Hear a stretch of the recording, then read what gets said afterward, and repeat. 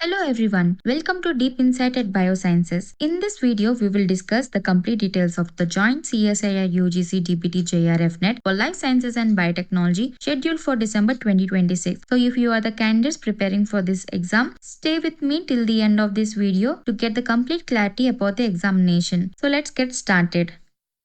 Now let's look at what we will cover in this complete guide. We will begin by understanding what CSIR-NET is, the difference between CSIR and UGC-NET, the subjects offered, and why DBT was merged only with the life sciences. Next, we will discuss the eligibility criteria, age limit, fellowships and benefits, the process for JRF, assistant, professor and Ph.D. admissions, long-term career benefits, the exam overview, exam pattern, life sciences question paper pattern, Part A syllabus, Part B and C syllabus, and finally the expected cutoffs for JRF, assistant professor and PhD admissions. So let's dive deep into this video.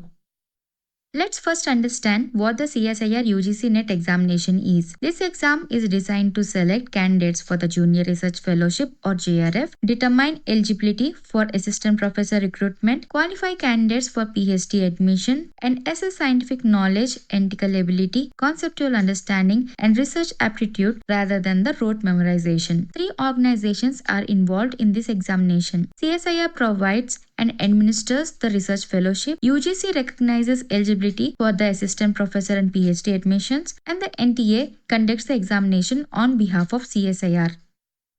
Although both CSIR-UGC-NET and UGC-NET are national eligibility tests conducted by NTA, they are designed for different academic fields. CSIR-UGC-NET is meant for the science subject, while UGC-NET covers humanities, social sciences, commerce, computer science, education, and more than 85 other subjects. CSIR-UGC-NET is conducted by NTA on behalf of CSIR, where UGC is conducted by NTA on behalf of UGC. CSIR has 5 subjects and follows a 3-part exam pattern, Part A, B, and C, with general aptitude, subject-specific MCQs, and analytical questions. In contrast, UGC-NET consists of Paper 1 and Paper 2, focusing on teaching aptitude, research aptitude, and subject knowledge. Now let's see how many subjects are offered under CSIR-UGC-NET. CSIR-UGC-NET offers only 5 science disciplines such as chemical sciences, earth, atmospheric, ocean and planetary sciences, life sciences and biotechnology from December 2026 onwards, mathematical sciences and physical sciences. On the other hand, UGC-NET offers more than 85 subjects including commerce, English, Hindi, economics, political science, sociology, psychology, computer science, education, law, environmental science, management, library science, geography, history, public administration, mass communication and many more.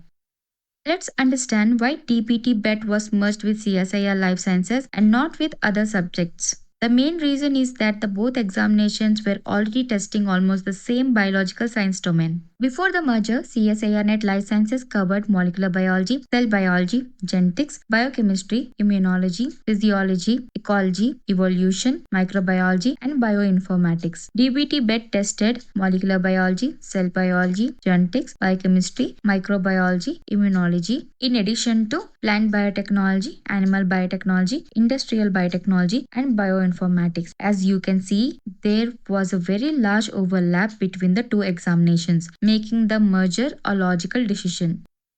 The second reason for the merger is that the biotechnology is not an independent basic science. It is actually an application of life sciences. For example, genetic engineering is based on genetics and molecular biology. Recombinant DNA technology comes from molecular biology. Vaccine development is based on immunology. Fermentation technology is based on microbiology. Protein engineering depends on biochemistry. And CRISPR is built on microbiology and genetics. So biotechnology is built upon biological sciences rather than being a completely separate foundational discipline. The third reason is that most biotechnology students have already studied almost the entire life sciences syllabus during their BTech, MTech or MSc biotechnology programs. They typically study cell biology, molecular biology, genetics, biochemistry, microbiology, immunology, bioprocess engineering, and bioinformatics. Since nearly all these subjects substantially overlap with the life sciences syllabus, merging DBT with life sciences became a natural and practical decision. The fourth reason is that many students used to appear for both CSIR Life Sciences and DBT-BET because a large part of the syllabus was common. To avoid this duplication, the official notification clearly mentions reducing redundancy in testing. This means candidates no longer need to take two separate examinations that assess many of the same concepts, making the examination process simpler and more efficient. The fifth reason is that the modern biology has become highly interdisciplinary. Today, biological research combines multiple fields instead of treating them separately. For example, molecular biology with artificial intelligence, genetics with biotechnology, cell biology with bioengineering, immunology with computational biology, and biochemistry with synthetic biology. Instead of keeping biotechnology as a separate examination, the unified exam reflects how these disciplines work together in modern scientific research. The final reason is why the other CSIR subjects were not merged. The answer is simple. They belong to completely different science disciplines. Chemical sciences focus on organic, inorganic, physical, and analytical chemistry. Physical sciences focus on mechanics, quantum physics, electromagnetism, thermodynamics, and optics. Mathematical sciences covers algebra, calculus, probability, topology, and differential equations. Earth, atmospheric, ocean, and planetary sciences includes geology, meteorology, oceanography, and planetary science. Since these subjects have no comparable overlap with biotechnology, there was no reason to merge them. DBT-BET mainly served biotechnology researchers, while CSIR Life Sciences served the broader biological sciences community. Because both targeted closely related fields, they were unified into a single examination. Let's look at the eligibility criteria for the Joint CSIR-UGC-DBT-JRF-NET in the Life Sciences and Biotechnology. Candidates are expected to come from life sciences, biotechnology, or allied disciplines. Eligible background include biotechnology, life sciences, biochemistry, biomedical sciences, bioinformatics, microbiology, genetics, zoology, computational biology, chemistry with a relevant biological specialization, botany, biophysics, other allied areas of biology and life sciences, and any other related discipline. A simple rule to remember is if your degree has a significant biological or life science component, you are most likely eligible for this examination. Let's look at the educational qualification and minimum marks required. The most common eligibility is the master's degree or an equivalent postgraduate degree from a recognized university. Eligible qualifications include MSc, MTech, ME, MPharma, MVSc, and other equivalent postgraduate degrees. For minimum marks, general and EWS candidates must have at least 55% aggregate marks without rounding off. OBC non-creamy layer, SC, ST, PWD, PWBD, and third gender candidates require a minimum of 50% aggregate marks again without rounding off. Final year master students are also eligible to apply. You can apply if you are studying in the final year of your master's degree, appearing for your final semester examination, or waiting for your results. However, your admissions will remain provisional and you must complete your master's degree within the required percentage. If you qualify for JRF, you must complete your degree within 2 years. If you qualify under the PhD only category, you must complete it within 1 year. Otherwise, your qualification will be cancelled. A new eligibility option has also been introduced under the UGC Ph.D. Regulations 2022. Candidates with a 4-year bachelor's degree, that is 8 semesters, also eligible. General category candidates need a minimum of 75% aggregate marks or an equivalent grade. A 5% relaxation is available for SC, ST, OBC non-creamy layer, PWD, EWS, and other categories notified by UGC. This means reserved category candidates need at least 70% marks or an equivalent grade.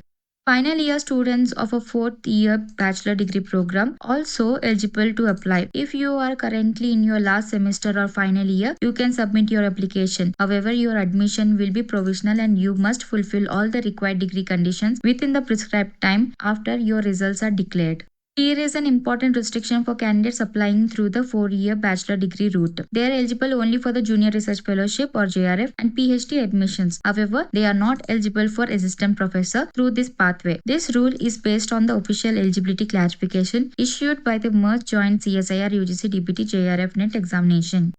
Let's understand the age limit and available relaxations. For JRF, the upper age limit is 30 years. However, there is no upper age limit for assistant professor eligibility or PhD admissions. For JRF, up to 5 years of age relaxation is available for SC, ST, OBC non-creamy layer, PWD, PWBD, third gender candidates, and women. Up to 5 years relaxation is also available for eligible research experience and service in the armed forces. Remember, the total age relaxation cannot exceed 5 years even if multiple conditions benefits apply. Also, the merger of DBT with CSIR-NET has not changed the age limit. The same rules continues for the merged examination.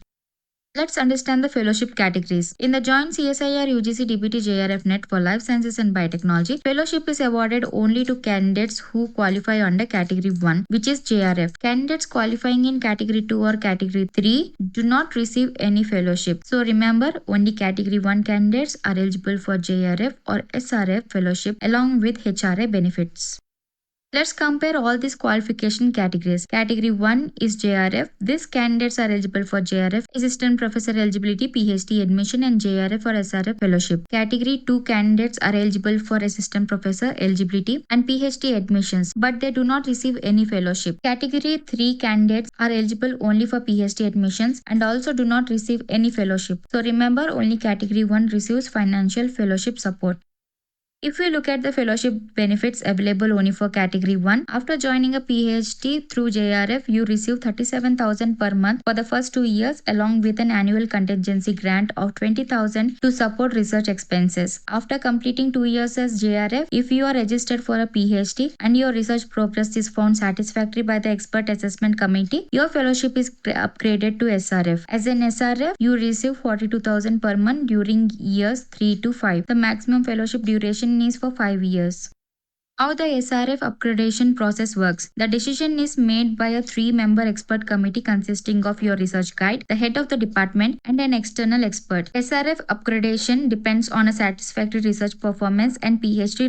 registration. If the committee does not recommend upgradation because of unsatisfactory research progress, or if you are not registered for a Ph.D., you may continue as a JRF during the 3rd year, or your fellowship may be terminated. The final decision always rests with CSIR. If we summarize the fellowship structure, the total fellowship duration is of 5 years. During year 1 and 2, candidates receive JRF with a stipend of $37,000 per month. After successful upgradation, years 3 to 5 are under SRF with a stipend of $42,000 per month. House rent allowance or HRA is paid only to the candidates receiving JRF or SRF fellowship under the applicable rules. Candidates in Category 2 and Category 3 are not eligible for fellowship or HRA. Also remember, all these benefits apply only to the candidates registered for a Ph.D. under the JRF or SRF scheme. This structure ensures financial support, encourages research, and maintains quality evaluation through the Ph.D. journey. Now let's understand the 3 career pathways after qualifying the exam. First, the JRF path. Qualifying the NET, secure Category 1, apply for Ph.D. admission in a recognized university or institute, register for your Ph.D. and receive JRF fellowship of $37,000 per month for the first 2 years along with an annual contingency grant of $20,000. After 2 years, based on the satisfactory research progress, your fellowship will be upgraded to SRF with $42,000 per month for years 3 to 5. Second, the assistant professor path. Qualifying NET under Category 1 or Category 2, apply for assistant professor vacancy, get shortlisted based on eligibility, attend the interview or teaching demonstration, and after selection, join as an assistant professor. Third, the Ph.D. admission path. The candidates qualifying under Category 1, Category 2 or Category 3 can apply for Ph.D. admissions in recognized universities. Complete the entrance test or interview as per the university rules. Register for the Ph.D. programs and pursue their research. One NET qualification opens 3 different category pathways: JRF, Assistant Professor, and Ph.D. admissions.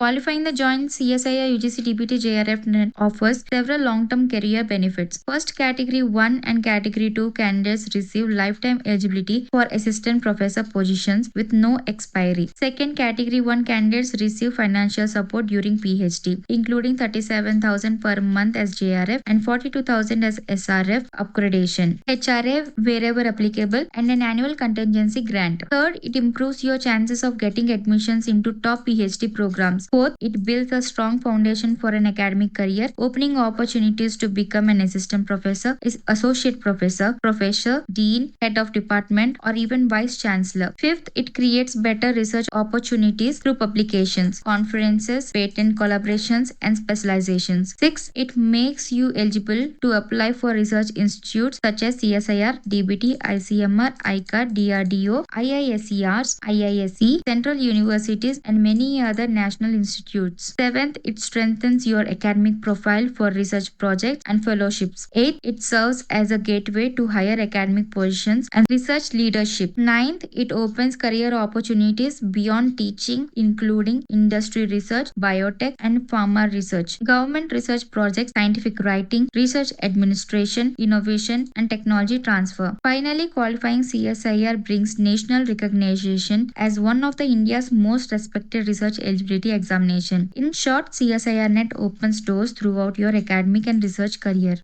Now let's take a quick overview of the Joint CSIR-UGC-DBT-JRF-NET Examination for Life Sciences and Biotechnology. The first combined examination will be conducted from the December 2026 onwards. It will be held as a computer-based test or CBT. The examination will be jointly conducted by the Council of Scientific and Industrial Research CSIR in collaboration with the Department of Biotechnology DPT. It is expected to be conducted twice every year, generally in the month of June and December. Subject to the official examination schedule, the examination serves the three major purposes: awarding the Junior Research Fellowship, determining assistant professor eligibility, and providing eligibility for Ph.D. admissions depending on the qualification category. Overall, this unified examination brings together life sciences and biotechnology under a single, streamlined national eligibility test. If we look at the examination pattern of the Joint CSIR-UGC-DBT-JRF-NET, as officially clarified, the merger has not changed the examination pattern. The exam will continue to have 200 total marks with a duration of 3 hours or 180 minutes, and it will be conducted as a computer-based test or CBT. The paper is divided into 3 sections. Part A evaluates general aptitude, including reasoning, quantitative aptitude, graphs, and data interpretation. Part B tests subjects' knowledge with questions of moderate difficulty, and Part C consists of analytical and application-based questions that access deeper conceptual understanding and are generally more challenging. The existing negative marks scheme also continues according to the CSIR-NET pattern. Therefore, candidates who have been preparing for the previous CSIR-NET Life Sciences examination can continue their preparation strategy without any major changes in the exam format. Let's understand the detailed question paper pattern for the life science examination. The paper consists of total of 140 questions carrying 200 marks, out of which candidates are required to attempt only 75 questions. Part A consists of 20 general aptitude questions, out of which 15 questions must be attempted. Each question carries 2 marks, and every incorrect answer results in a negative marking of 0.5 marks. Part B consists of 50 subject-based questions, and candidates have to answer 35 questions. Each correct answer carries 2 marks with a 0.5 deducted for every wrong answer. Part C consists of 75 advanced analytical and application-based questions, but only 25 questions need to be attempted. Each question carries 4 marks, and every incorrect answer attracts a negative marking of 1 mark. Therefore, success in the examination depends not only on subject knowledge but also on the selecting the right questions and avoiding unnecessary negative marking.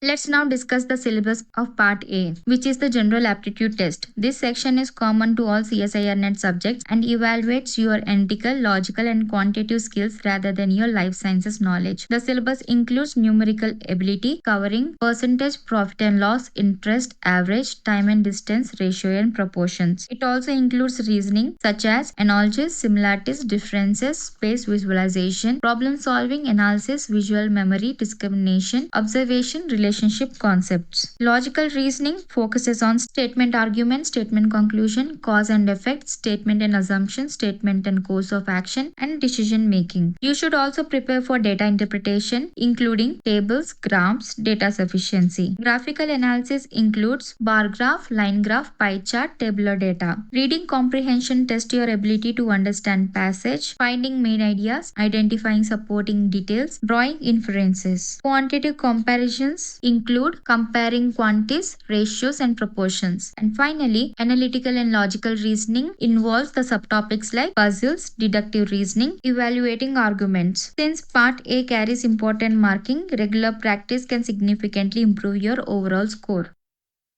Now let's move to the syllabus for Part B and C, which together covers the core life sciences and biotechnology subjects. The revised syllabus consists of 14 major units that form the foundation of the examination. This includes biomolecules, cellular organization, fundamental process, cell communication and cell signaling, developmental biology, plant physiology, animal physiology, genetics, evolution, ecology and behavior, bioinformatics and computational biology, biochemical engineering and industrial biotechnology, advances in biotechnology, Biotechnology, and Methods in Biology. Questions in Part B mainly test conceptual understanding, while Part C focuses on analytical thinking, application of concept, and problem-solving ability. A thorough understanding of all 14 units is essential for achieving a high score in the examination. Before discussing the expected cutoffs after the merger, let's first look at the official CSIR-UGC-NET Life Sciences cutoffs before the DBT merger based on the December 2025 examination. For Category 1 Junior Research Fellowship, the official cutoffs were 54% for the unreserved category, 44% for the EWS, 44.25% for the OBC non-creamy layer, 36% for SC, 34.25% for ST, and 25% for PWD candidate. For Category 2 Assistant Professor Eligibility, the cutoffs were 48.6% for unreserved, 39.6% for EWS, 39.8% for OBC non-creamy layer, 32.4% for SC, 30.8% for ST, and 25% for PWD candidate. Finally, for Category 3 Ph.D admission eligibility, the official cutoffs were 39% for unreserved, 33% for EWS and OBC non-creamy layer, and 25% for SC, ST, and PWD candidates. This official cutoff provide an important reference point for understanding how competition may change in the merged examination. Now, based on the official CSIR-NET cutoffs up to the December 2025, the new Category 1, Category 2, and Category 3 qualification systems are the expected increase in the competition after the CSIR-DBT merger. These are the predicted cutoffs ranges. Please note that these are only estimates and not official cutoffs. The actual cutoffs will depend on the difficulty level of the examination, the number of the candidates appearing, the normalization process, and the number of fellowships available. For Category 1, Junior Research Fellowship candidates from the general category should aim for a safe score of around 145 to 155 plus, EWS 140 to 150, OBC non-creamy layer 136 to 145, SC 122 to 132, ST 115 to 128, and PW 95 to 110. For the Category 2, Assistant Professor candidates from the general category should aim for 132 to 142, EWS 128 to 138, OBC non-creamy layer 124 to 135, SC 110 to 122, ST 105 to 118, and PW 88 to 100. And for the third category, for the PhD admissions candidates from the general category should aim for 122 to 138 plus, EWS 116 to 126, OBC non-creamy layer 112 to 123, SC 98 to 110, ST 94 to 106, and PWD 80 to 92. So if we look at the score interpretation out of 200, there will be very strong chance for JRF if your score is 155 plus. Strong JRF chances would be for 145 to 155 marks. Borderline JRF or strong assistant professor would be for 135 to 145. Strong assistant professor or good PhD chances is for 120 to 135 score, and good PhD admission chances is for 105 to 120, and below 100 depends on the category and actual cutoff. Use these values only as a guidelines while preparing, and always aim to score well above the predicted cutoff for maximum safety. Thank you for staying with me until the end of this video. I truly hope this session has helped you understanding the new Joint CSIR-UGC-DBT-JRF-NET Examination for Life Sciences and Biotechnology much more clearly. This same video is also available in both Hindi and Telugu. If you are more comfortable learning in either of those languages, do check them out as well. If you have any questions or would like me to make a detailed video on any specific topic related to this examination, please let me know in the comments below. I will do my best to create that video as soon as possible. I wish you all the best for your preparation and future success. Don't forget to like, share, and subscribe to Deep Inside Biosciences for more high quality content. Until we meet again, stay focused, stay consistent, because success is in your DNA. Thank you and see you in the next video.